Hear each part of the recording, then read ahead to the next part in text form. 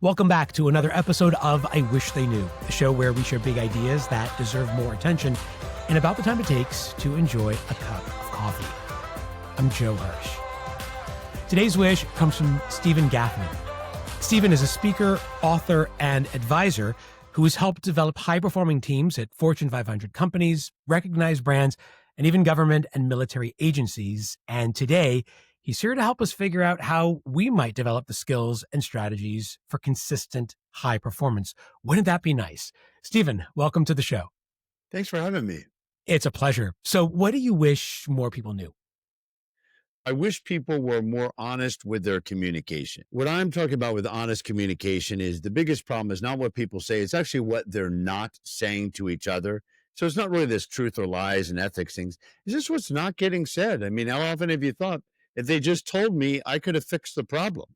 And that's one of the reasons that team performance lags, isn't it? It's the lack of honest communication between team members, between leader and team members. And you've looked at this, what makes teams very successful. I'm wondering if you can unpack for us some of the key findings that you discovered. Well, it's something we need to tackle right away, because when you look at getting the unsaid, why don't people do that? And it's something I know you're near and dear to your heart because you're an expert with this, is about fear. It's right with feedback and not people. How often has somebody said, well, I want to say that, but it's not going to come across great? Or how about this? People who say, I love honesty. You can tell me anything. And then you give them honest feedback and they flip out. I mean, we actually train and condition people to lie to us when we react so strongly. Others get afraid. Really, the number one reason why people don't get the unsaid is fear.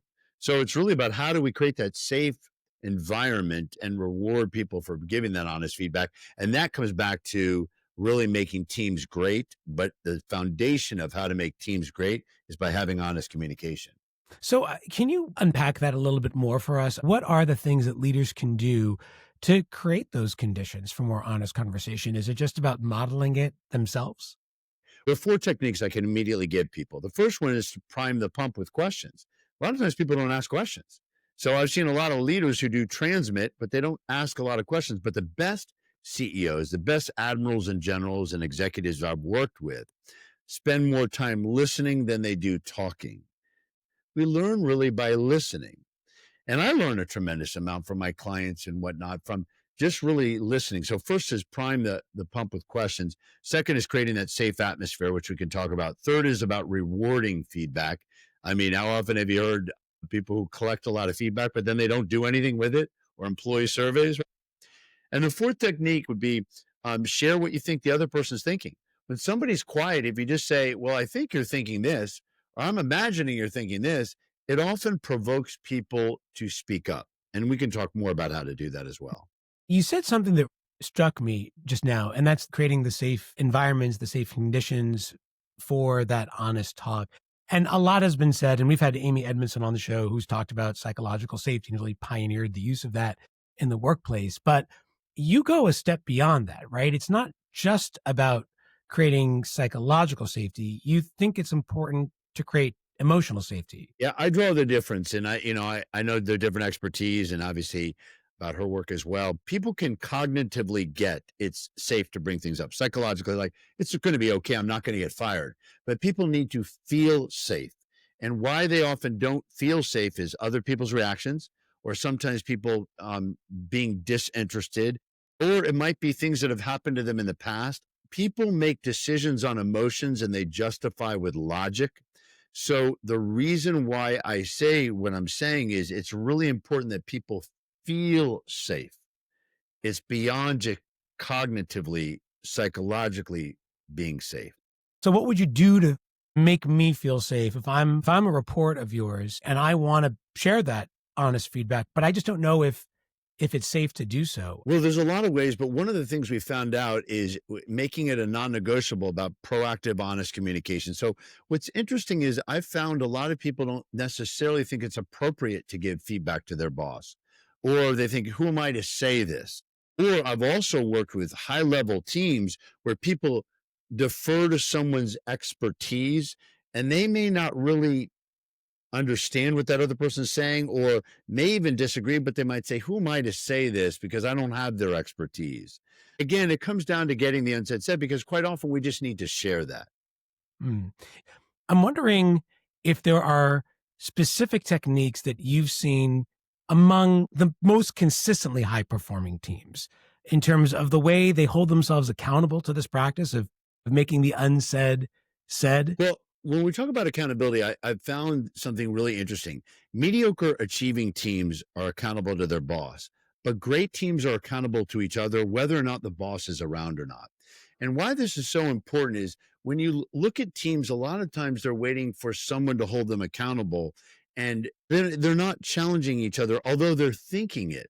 And really great teams, whether the boss is around or not, they're going to say, look, I feel like you're dropping the ball. What can I do to help? But something else I want to kind of circle back to because I think it's something that's really not talked about when creating this safe atmosphere and getting feedback is rewarding feedback. And what I have found, and I'm sure you've experienced this too, where a lot of times people will collect data, though, thank you for sharing, this is really helpful. But then do we take specific actions? I mean, all somebody has to do is reference their life. I bet there's somebody right now in your life who you feel, I feel safe to bring it up and it feels safe to talk to them, but nothing's going to happen. Nothing ever does happen. They ask me for feedback, but they don't do anything with it. So I'm always pressing upon leaders and just people as a whole. You got to do something with that feedback. You got to reward people. And I don't mean financially, show them and say, hey, thank you for that. As a result of this, I'm now doing this, this, and this. And then for them to see that in our behaviors. I think it even works the other way. If I'm asking my boss for feedback about myself and then I don't do anything with his or her suggestions for improvement, I'm not going to win a feedback advocate. And I probably will find myself on the short end of the feedback stick next time I really need those insights. Yeah, in fact, if you turn that around, this is a great career move. What I often say to people is ask your boss what's their key to success, and then make sure you do those things in your career. They're telling you what they think is important. So if I were to ask my boss or leader, how did you get to where you're at? And they tell me a story about tenacity and perseverance. They're giving you the prescription of how they view success. So at least make sure we show them that we're tenacious, that we're not just sitting there complaining, that we do something and we offer ideas. They're telling us basically how to succeed in their eyes. Yeah, they're giving us the playbook. And Yeah. if we're better listeners and we ask better questions, like you said earlier, we can actually uncover a lot more information than if we were just talking. And that's so critical to making teams great. The problem that I have with high performing teams is the word performing can be confused with hard work, but achieving leaves no doubt it's about results. I like that distinction. Yeah, it makes it clear that we're looking at the results. Absolutely. So I'm about consistently high achieving teams, which to me is an upgrade from high performing teams. Yeah, it really does shift the attention to outcomes and not just inputs. Yes. So one of the keys to creating those consistently high achieving teams is making sure you have the right people on that team. And I'm wondering if there are things that a leader could do to perhaps screen for those or early signals of accountability that we talked about. Have you found that to be the case? Yes. And turning what we think is important into situational questions. So let's take this whole feedback and honest communication. A great question to ask somebody in an interview is tell me a time you disagreed with your boss and how do you handle it? One of the Mhm. best employees I've ever hired, what she said to me was, well, there was a time in my career where I had an idea and I proposed it to my boss. He said he didn't like it. So I went back, re-wickered the idea, made it better, proposed it again because I was so passionate behind it, and he accepted it.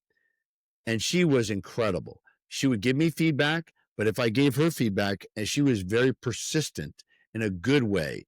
And I saw that early on or at the beginning with an interview. So we have to take whatever's important for us and turn it into a situational question, as opposed to me saying, are you tenacious? Or, give me an example where you persevered. Well, that doesn't necessarily tell me how they receive feedback.